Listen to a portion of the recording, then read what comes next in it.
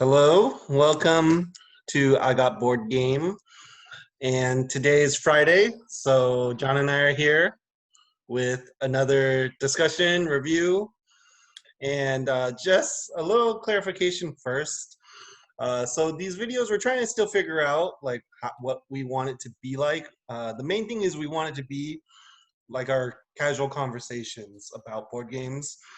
But then to kind of maybe save some time to get more to the point of what we wanted to talk about, what we usually talk about, we wanted to clarify that you shouldn't expect any like rules explanations or how to play in these videos. There are a lot of other channels I mentioned that already do that, like the Dice Tower, Watch It Played, Ant Lab Games, a lot of basically any board game review channel on YouTube. And so these videos might be a little more for people who are familiar with the game or are interested in still just hearing about them. But because we'll be talking about it like you already kind of know some of the rules, since that is how we would talk about it, since we've already played these games, and that's where we want our discussion to go. And so, but I still hope it's helpful and makes the game seem interesting, maybe get your attention, make you want to play it. Or for those who actually have played it, have copies, hope it, brings some interesting ideas about the games to you. So with that, today, what are we talking about, John? Today, we will be speaking about Pandemic. Nice. I didn't even tell you to pull up a photo. That's great. So Pandemic. Okay, so John, Pandemic is one of my favorites. Spoilers. That's the end of the review, guys. All right. Happy to see you all. Okay, Take bye. care. So I have Pandemic right here. So we're talking about just the base version. Like we mentioned, when we were talking about it, Pandemic, we know, has a lot of versions that have come out over the years, and then also expansions. And so those are not what we're talking about here. We're just talking about the base version. And even legacies. Yeah, and legacy versions, right? So just the base version, the version that came out first, that you can get very easily at like Target in places now. So it has hit like mainstream. And so, yeah, so Pandemic, you kept mentioning that or hinting at we're gonna have clashing opinions on this. I wasn't hinting at it. I was just saying maybe we'll have a difference of opinions in this. Yeah, you better not. Particular Okay, so Ben wants conflict. You've always wanted conflict with me. Not about even this in game, a cooperative game like this one. Okay, yeah. So Pandemic co-op game. I mean, the thing we always have to point out first, right, is like Pandemic was like the standard for co-op games when it came out. It came out. Let me see, my version in 2008. So wow, it's been more than 10 years. But when it came out, it was a standard of co-op games because it just functions really simply, right? That you each take on a different role, and then you're trying to find cures to all 4 diseases together, taking turns, using action points, right? Like that was kind of like the basic way co-op games worked, right? You just have an action point system, and that just says what you can do every turn. It's also kind of the standard too, because I think for the time that it was released back in 2008, right? Like there wasn't really a lot of board games yet that were mainstream or really developed other than kind of what people think of like your Battleship and Monopoly, those kinds of games, which I think up until that point, board games have always been very just, you play a board game because you're competing against other players, right? You're typically not working together to accomplish a goal. So there are a few other older board games that have been around that do that too, but I think, as Ben was saying, I think Pandemic is the first one that people really think about of like, that feels like it's one of the first co-op board games that I've ever played, right? Kind of feeling. So yeah, like I think in all the older reviews of Pandemic, like reviewers mention one other co-op game that was around at the time, like Lord of the Rings. I never played that, and I did see a review of it way back then, and it seemed okay. But obviously, that was already when Pandemic came out. So Pandemic maybe got more attention as like maybe doing the co-op experience better.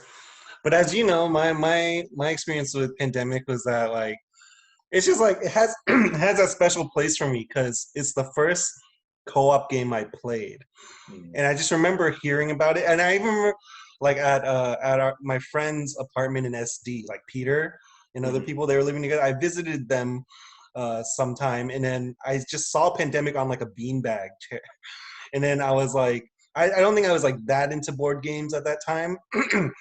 But then I was like, I knew all of us had played board games together, like with Peter in college and stuff. And so I saw that board game. I was like, oh, okay. I didn't even ask him anything about it.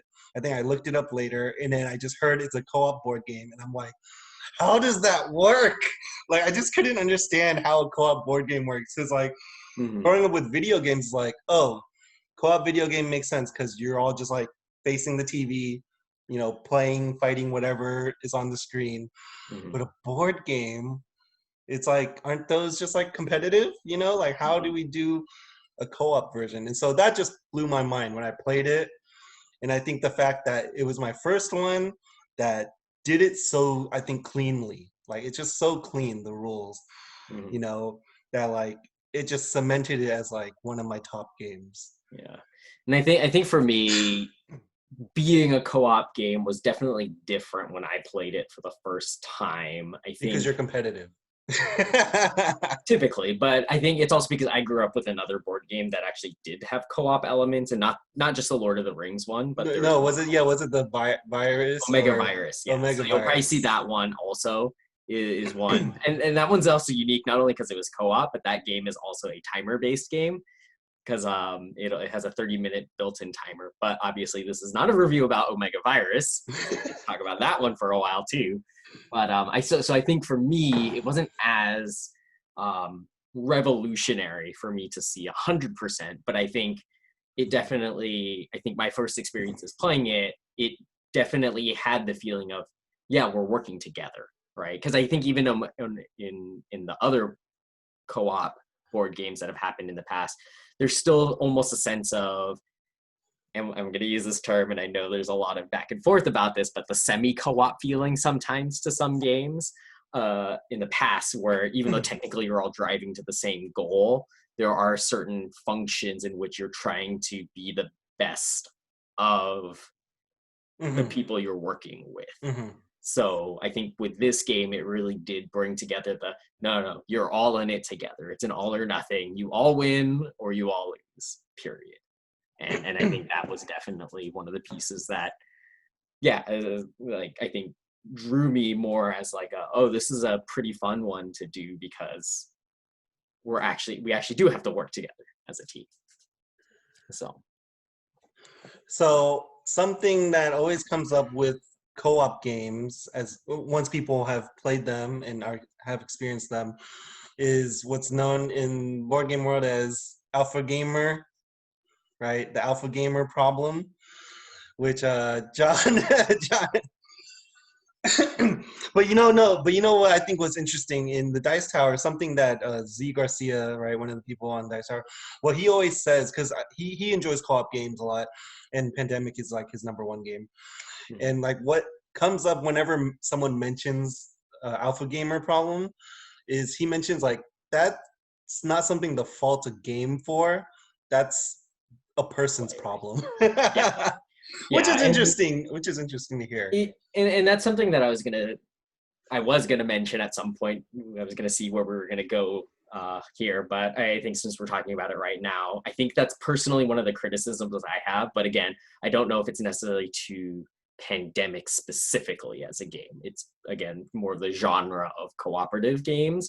As you know, I am very much of a alpha gamer. I like to try to minimize and maximize everything as much as possible, which includes, being as efficient as possible with actions and knowing what your abilities do with the way that things come up. But I do think that one, if alpha gamers can be aware of their situation and take a step back and not alpha game as much, if you really want to alpha game, there are solo board game variants of different games out there, Yeah, or you could just play Pandemic by yourself, that's true. Any because that's co-op kind game of you the could same thing play if you're by going to do that yourself, anyway, basically. right? But I think it also comes to mind also that it's a way to also start encouraging players to take a little bit more initiative about the decisions that they want to make too, right? Not just for the alpha gamer to think about, but even for the other players to be like, you know what, take, this is a cooperative thing, working together. You need to make decisions as a team together, and it's a way to also encourage people that maybe who aren't familiar with board games take on some agency. And I think that's one of the things that I found playing with some people before or in the past with this game is like shifting away from being an alpha gamer and actually saying, hey, why don't you make the best decision of what you think you should do? Because I think that's one of the unique things and nice things about Pandemic is also that while there may be in your mind the most efficient actions as a player, because there are random elements to the game that will affect the board over time, it's very rare for actions to be completely wasted as long as you're doing something on the board, right? And I think that is something that is nice about Pandemic. Obviously, if you do waste certain actions or do things that really are inefficient, Like you are not move, maybe move. necessarily setting yourself up for success. But again, as long as you have a plan and a thought process behind like something that's going to drive toward the goal, like I think that is the unique experience of you're a team. Everyone should be doing different things, right? And I think that's kind of that's why it's important to, I think, let people make those decisions in these games. Because, a lot of board games, I think, can be seen as, not to be too reductive, but, just big puzzles, right? Different kinds of puzzles.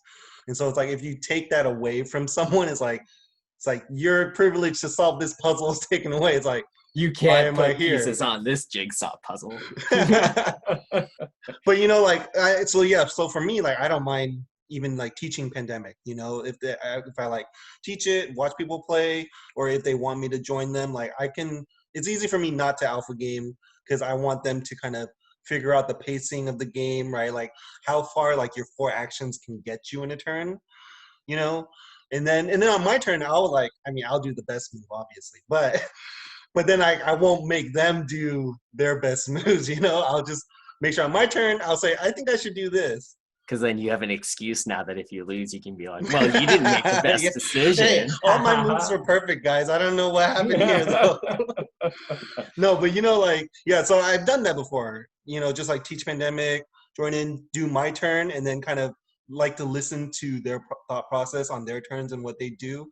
And because I remember that feeling too when I first played Pandemic. It took a while, like several games probably, to get used to what 4 actions can actually do, Like with those 4 actions, like you think like, oh, I can just go there and like remove those disease cubes, right? But then it's more like I can move twice, remove cubes from one place, and that's like basically my turn, It's like getting used to that pacing was kind of interesting in learning the game. Yeah.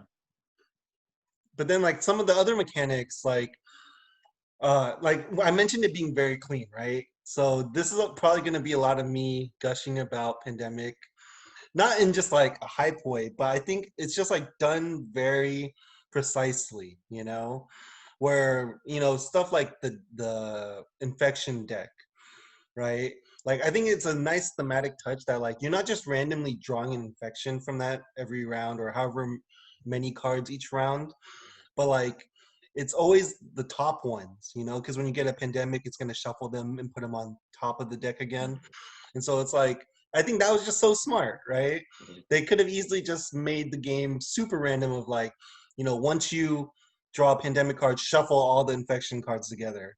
And then it's like, okay, then anything can happen after that. But like thematically, a disease will continue to spread from where it's already spread. Mm-hmm. Like the situation we're in right now. Yeah. No, and I think from and this is where from a theme standpoint, this game really is mechanically built around, as you were just saying, the concept of like your crack team that is trying to cure the world of these diseases that are happening. And as you know, like there's different diseases, so you have to find different cures, and they're popping up in particular locations. And initially they start off kind of, some locations start really heavily kind of infected, and they're kind of big kind of triage area points. But then the smaller areas, like it's almost this kind of having to think as a crisis manager, right? In these types of situations, it's like, how do you deal with, you know, the biggest problems right away? But then not only do you have to deal with those problems, you also have to deal with these smaller things that maybe aren't as big a deal right now, but they could become bigger problems later down the line, right? And not only that, with the way that the epidemic cards happen when they strike, they can pop up, you know, new outbreaks in locations, which is also thematic to, I mean, I think as Ben was mentioning here, we are in a state of pandemic right now, and there are outbreaks that have happened in a very similar kind of modeled case of, it spreads because people will move, and then there's either a carrier or someone who didn't, you know, maybe didn't realize they were a carrier, and then it spreads and it breaks out, right? And then that's also one of the mechanics of the game too that's really fun, is that, well, fun for the board, it sucks for you as the player when it happens, but when the outbreaks occur and it just, you know, the infections just explode out, and then it really feels like, yeah, it's just blowing out of control, which I think, again, maybe from medical people, you might have a different opinion about this for real life situations, but it really does put that, you know, crisis emergency mode of like, oh, we need to deal with this outbreak, we need to contain it, we need to shut this down, right? And you get that feeling when you play the game, and that's something that really feels kind of special. Yeah, it's interesting that you mentioned that part, because it makes me think of like Pandemic would not, I wouldn't categorize it as like a push your luck game. Mhm. But then I know like from the beginning of each game we played, there is that kind of decision you make, right? Of like, do we go after the populated places, you know, I mean, the very infected places, or do we kind of push our luck and hope that it doesn't blow up and try to handle something else first, you know? Like there's just a few moments like that, I think, each game in the overall planning where you need to make that choice. And I think that's kind of interesting because it adds a little layer, an extra layer than what I originally thought about the game. Yeah, and then if you're metagaming, obviously, I think because the way that you set up the decks at the beginning, depending on the difficulty level that you're playing, like you could technically pseudo card count your way of knowing when something could happen. That's true. That's something true. big could happen in the game. And there is some forms of randomized luck in the sense of when you need to find a cure, you do need a certain amount of colors to match so that you can get your cures. But I think even despite those things being able, like, even if you can do that, like, with the way that the turns are set up and the fact that you're always drawing new infections to happen per round, like, it's not that big a deal. Or it doesn't feel like, as you were saying, like, it doesn't really feel like a push your luck game like some other games are, where that's like the primary mechanic of those games, where it's like you need to gamble in order to win, right? Like, I think this game, it's like, it's nice when things turn in your favor, but you don't have to feel like the game was all about, you know, one kind of luck decision that you decided to make where you had to, quote, roll the dice or flip the cards in this case. Yeah, and like going back to the deck mechanic, like I think the more I think about it, the more I think it's so smart, because I always mention, like, I always want like a little randomness in games, you know? And so, but then it kind of goes down this line, which is between like dice rolling and like complete control, right? With that, the way the infection deck works, because then you are drawing cards that are random, but then over time you have an idea of what could come up, you know? And then you even get like those special event cards that let you manipulate the order that you draw the infection cards, you know? And so like there's certain ways you can control it, but not always. And so I think that's just such a great feel to the game, that kind of randomness. Yeah, and kind of talking about the deck too, not just about that randomness, but it's also it's also a very clean way of calculating turns in a game too, right? Because the other thing about this game is what the game is over if you run out of cards in the player deck that you're drawing from, which you use those for finding cures, but the deck is also used for traveling, right? And I think that's also one of the really cool things is like not like it's not just a turn counter, right? There are games where you have a turn counter and then it's just kind of an arbitrary number in some games of like you just have this many turns and then that's it and it's over. But in this game, it's kind of the sense of if you can't find a cure within a certain period of time, which is as you're pulling these city cards, which are like the different cities across the world, and they're parts of how you find the cure. It also has that sense of being thematically to the game is that if your researchers can't find a cure fast enough to save the world, you run out of time. And it's kind of even like if you meta it that far is the virus is mutated beyond the ability for humans to be able to research a cure, and we all die out, right, because of that. So, actually, that is what I was thinking about too. I was trying to think of like what kind of issue I have with the game, and I think part of it was like the theme may be lacking from the ways you lose, right? Like the outbreak counter makes sense, like the disease kind of spreading too much, right? So you die if you have too many of those. And then you die if you run out of the disease cubes, which I can understand, similar to the outbreak idea, right? Like it just grew too big. The one lose condition of like running through your player cards, for a long time, it did make me think of like, that's just kind of an arbitrary timer. But then I think, I mean, literally just thinking about it now, it kind of made sense to me of like, yeah, like running out of resources to handle exactly. the situation.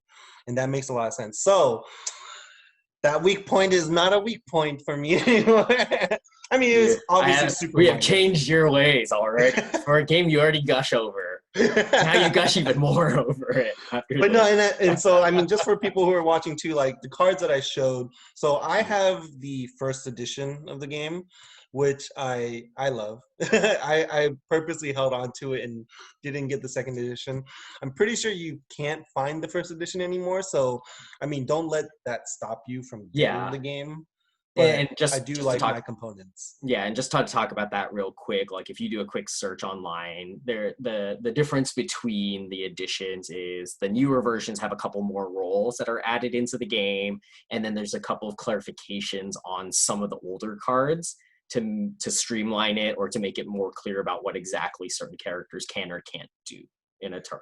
It's nothing that really, some people would say maybe it changes the game quite a bit, but for the most part, it doesn't really significantly like affect the game. If anything, it just makes it clearer for what you can do. It's not something that's like, oh my gosh, it's a totally different game than an older. Yeah, it's the same game, but in looking that up before we started this video, and you reminded me of the new characters, and specifically the new edition or the current edition that you can get at Target and places. It looks splashier, just so you know. It's like more sleek, modern look, where mine is like more like old school. I don't know. 2008 art. This is like I don't know, the artwork on like books you would read in school. This is like 480p. You're not even at 900p.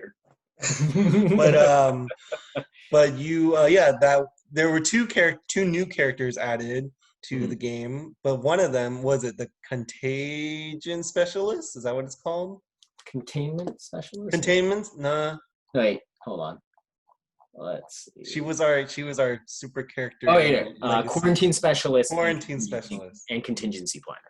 So the quarantine specialist, I think, from watching some other friends play with her, seemed to make the game too easy. I don't know if I've ever actually played with the quarantine. I haven't played with her myself. It was just watching friends play and like being able to use, and I know her ability because she is one of the characters in Legacy later. Yeah, right? I was gonna say if it's similar to the Legacy, then we played Legacy. So yeah, and just a small note, I think it's so cool that like there's a bunch of different versions, expansions for Pandemic. So my base first edition only has like 2 expansions, and they're kind of hard to find now. Where I think they did maybe a total of 3 expansions for like the current version of the game. But then there's also like I also have Pandemic Iberia, Fall of Rome, and then Pandemic Legacy Season 1 and 2. And I think it's cool to see like all these different versions, they test things out, test new mechanics out, and then if they're kind of like good enough, they put it into like the legacy game. When we were playing season 1, we saw all these things kind of come together. Spoiler! Mechanics in the game? No, okay, we're not talking about those now. But what I actually did want to mention was a little back in the conversation when John was also mentioning about like alpha gamering, like something that I think is important when playing the game and teaching the game is I always encourage people or teach them to like hold their cards to themselves. Because I think in later versions of Pandemic, and maybe even the new rules for the current version, they might clarify like you can show each other your cards, like put them on the table. But I don't like playing that way.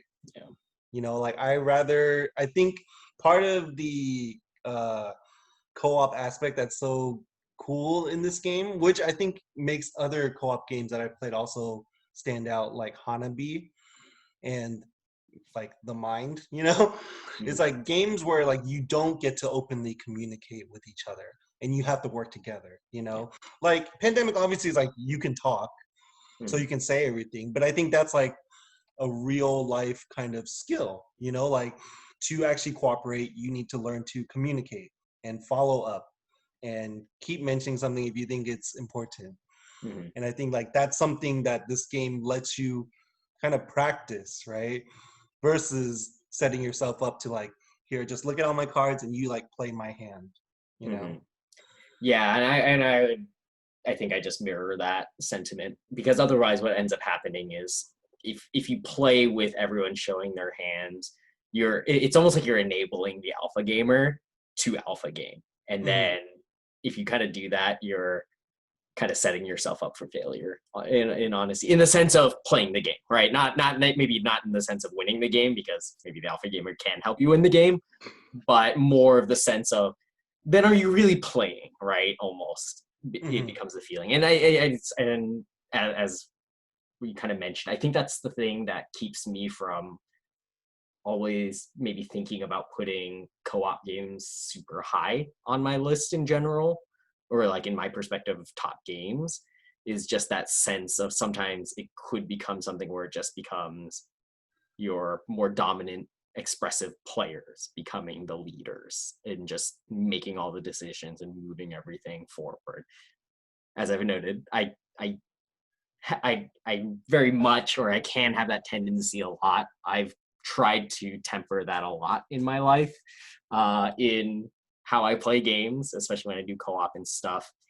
But I think that it almost, I think sometimes that even makes it so that people can't really enjoy the game and really see the enjoyment that you can actually get out of playing a game, right? So this is to all you alpha gamers who are listening right now, like me. Yeah, don't take that experience from people. But but like the whole, like in this game specifically, like the whole showing your hand of cards to the other players or not, like in my version it's not actually mentioned in the rules, like it just doesn't say you can show your hand, so I think I learned it as you aren't supposed to. But I can understand in cases like if you want to teach this to like people who are new to board games or like little kids, that, okay, we'll play in the beginning with our hands shown, to get a better understanding of what can be done. But yeah, obviously, like for people who are into games, like don't play that way, like get the experience of like communicating, and that's part of the co-op experience. But like even I think the cases that I mentioned too, where you would show your hand, is when the game feels big to someone, because like I know in like Legacy it actually says to show your hand, and I can understand that in Pandemic Legacy because there's a lot of things going on, right? There's a very more different things reason, yeah, than the base game. So it's like even for me or you, when we played Legacy Season 1 and it's like, but we're starting out and we don't know what to expect or new things are introduced, it's like, okay, I'm okay with showing my hand so that we can just make sure we don't mess up rules first, We also played 2 characters each in Legacy, so there's that. So yeah, so I mean, so those kind of cases would be like, I would say, the exception, but if you can keep that communication as part of the game, I think that can really make a co-op game. yeah. And so aside from that, I mean, I just wanted to mention like my components. I like my components versus the second edition. If Do you have anyone's the thinking of petri getting dish it, things? Is that the version that you have? The the petri what? dishes? No. So okay. So I was gonna show more of my game, and I can show like the inside, but I once I open it, because okay. So this is one of my favorite games, but I don't play it often. It's been a long time. But I forgot that I keep some of my components in the expansion box, Mm. right? The petri dishes. So the expansion comes with like fancy petri dishes, which I thought was so cool when I got it. I was like not little Ziploc bags for your little disease cubes. Like they give you dishes to hold them in. That's so clever and thematic. Um, but even just like looking at my components, my first edition ones are mostly wooden.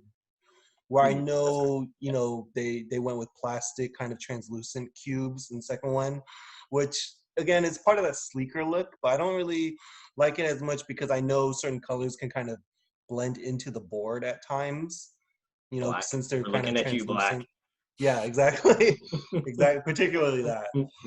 But obviously the art is nicer, or I would just say more modern on the current version. I don't think my art looks bad. It's just kind of older looking, but Hmm. it's not bad older either, like certain We've got an Euro game. old board game. Yeah. So Blow the dust off of it when you pulled it out. The cobwebs.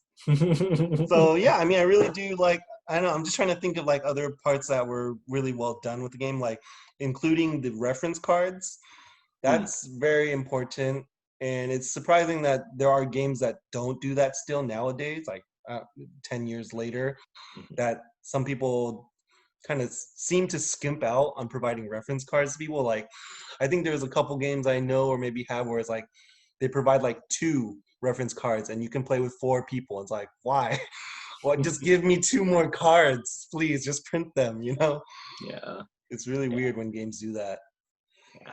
And another part of the game we didn't really talk about is the characters too. Like I Mm, think the characters are, I think we were mentioning that typically like everyone has certain or the same actions, but then everyone also has a unique role. And I think mm, that's also really nice to the game is that each of the roles is very unique from each other and they have very particular things that they do and that nobody else can do. It's kind of like having your own superpower, but mm. thematic to like being like a medic or being like a, like a building expert for like creating your science locations or researching or giving cards like research cards to other players and stuff like that. I think that part that also makes the co-op experience very unique too because it's not just like you are all the same player Mm, and you all just do the same thing. It's like you have a unique role in supporting this team, which also makes it really cool because again, yeah, you don't just feel like you're a grunt on the front lines just doing the same thing that everybody else might do. Um, yeah, I know like with the medic, anytime you do a cure, like we always call him the walking Jesus because he yeah. just because of the power that he gets when you have the cure Yeah. for a particular thing. So it's fun to have him. And then there's another character that can move characters around. I think it's Yeah, Dispatcher. the We get to dispatcher. move him around, so then we get to teleport walking Jesus all over the place. Walking Jesus. No, yeah, I know. I'm glad you brought up those different player roles again because that's like another thing I love in games that I want in board games usually is, I mean, in the board game world, they call it variable player powers, right? Which is also what you more often hear in competitive games, right? Like when we're competing against each other, we have vastly different powers. And so it's like you can choose the character you like more. And so it's interesting to kind of hear it in a co-op game, right? Because then yeah, it does set you apart in like the things you'll try to do for the team, and so, oh gosh, yeah, it's just a whole list of things that I usually want in a game, and I think Pandemic has it. Like I really like the co-op feel. I love variable player powers. I like that the amount of randomness in the game, and even the theme. Like I like thematic games a lot, um, and Pandemic, I think, stands out because it was a game with how well it played and being like the first co-op I played that made me interested in the theme. Like I don't care about surviving diseases. No, I'm just kidding. like the medical theme. Wear your masks. Wear your masks. the that kind of medical theme, right? It's like it's definitely not something I would think of wanting to play in a board game, because I wouldn't want to play that like in a video game.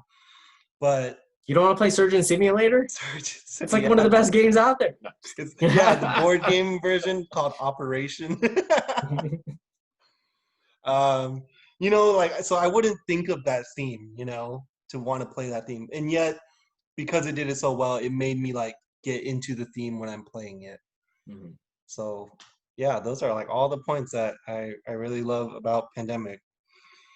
So I don't know if we do have any clashing opinion on this, but No, we don't. I joke with you about that. I think I kid with you mainly because you put it as one of your like number one games of all time. Yeah, so it is number one for me. But I mean, you probably know this. I probably explained it before. It's because obviously people can tell I haven't played it in a long time.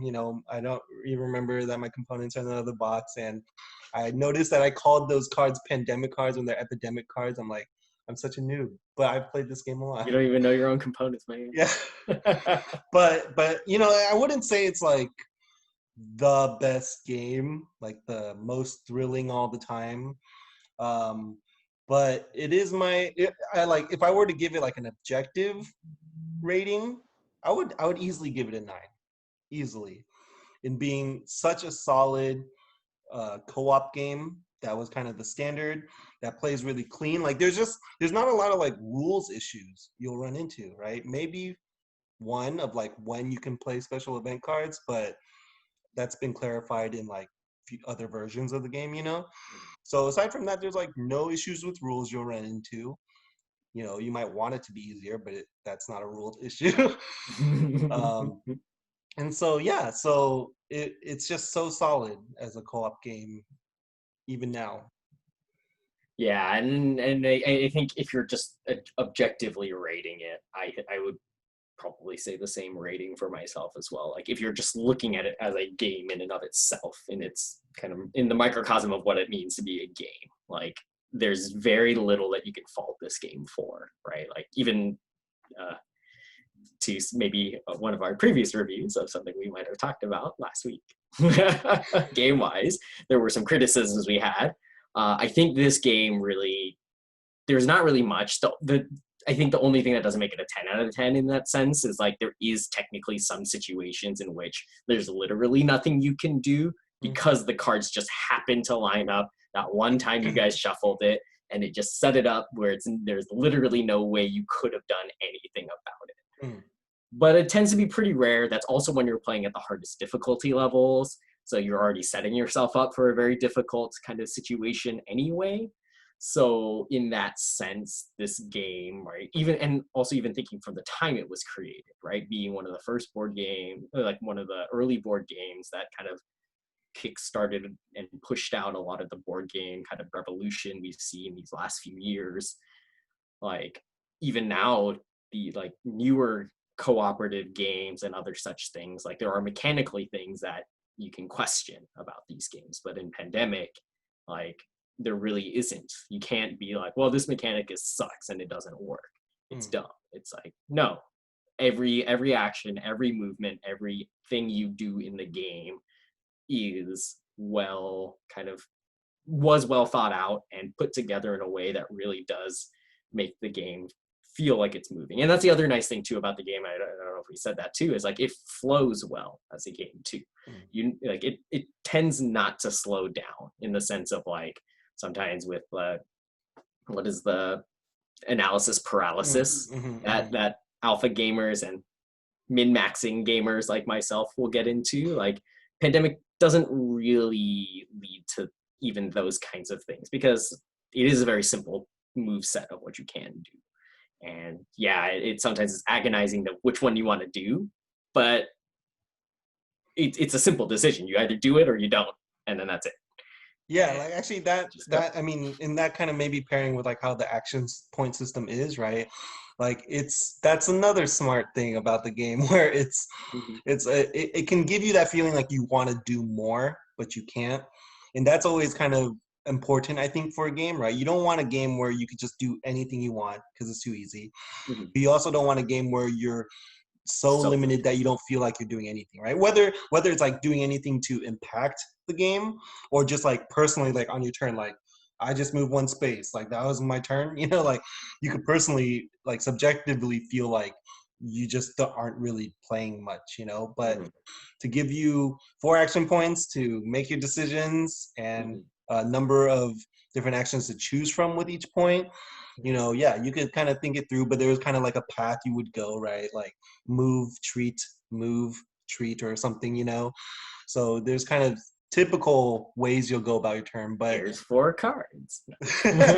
or those turns when you're not the medic and you like move, treat, treat, treat just to clear one place. You're like, I guess that's all I'm doing this turn, but it's impactful, right? Yeah. And so I think that's like also done really well. Just that feeling of wanting to do more, but also not feeling so limited in what you can do. Mhm. Very Yeah. smart. And then there are some other co-op games that we may review them in the future too, where I have concerns and issues about the fact of the limitation, the feeling of limitation Hmm. in being a cooperative game.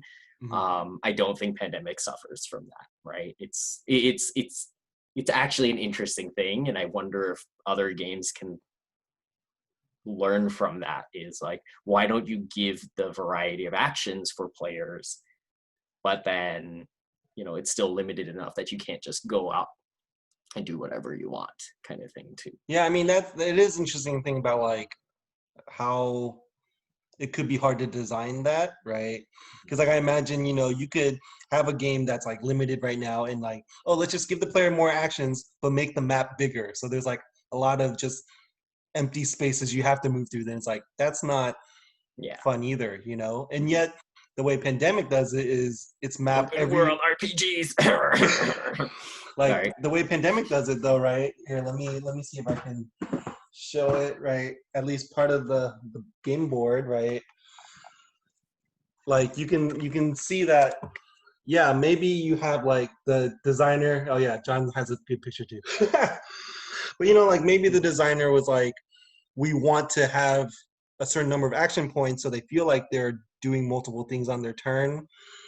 And then but then how do we like keep them from just traveling around the whole world instantly? It's like, okay, let's make each city a spot. Mhm. So that's a way of like giving some action points, but then needing to spend them to traverse the map. But then each space on the map could be important, right? Exactly, and I think that's the part where it's not like nodes that have no use or no Hmm. value. That place could be the next spot that you have to take care of, Hmm. right? You never know, and that's what makes it feel like as you're traveling, it's not just random traveling. Hmm. It is intentional traveling, Hmm.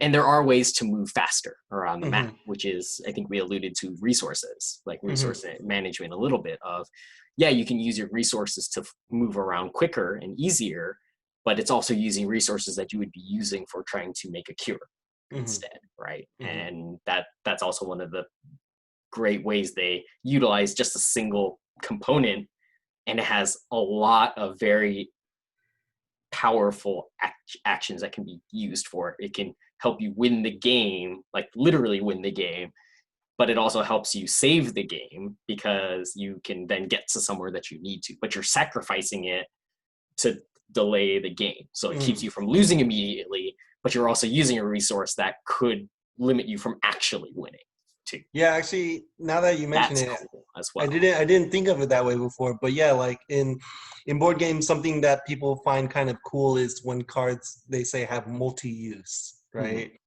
But the way you usually see those, like maybe in like competitive action fighting kind of card games, is like a card will have like one stat in the top, another stat on the side if you use it this way, another stat over here. Where Pandemic, like the card is literally just one stat, right? It's Mhm. its color or its place, right, on the Yeah. its city, and yet you can use it in a handful of different ways throughout Mhm. the game. And that's really smart. I think that's a really smart design choice of making them subtly multi-use. Mhm. So that's good that you bring that up. So just a few more points of why I love this game. Convincing you and more to put it higher than you already Dude, had it. Dude, I want to play it. I want to play it. Yeah, it's yeah, I love the and so yeah, objectively a 9, just solid top game. I would say it's a good gateway game. So it is one that you can use to introduce people to the hobby because it is one of the games I considered as being the ones that got me into the hobby. But then subjectively a 10 because it's at the top of my list because of how it blew my mind and how a co-op game works, and in that way, like bringing me into the hobby. Mhm. So Yeah, the only thing that I would say that from a subjective standpoint doesn't put it that high for me is that it is a simple game in the end.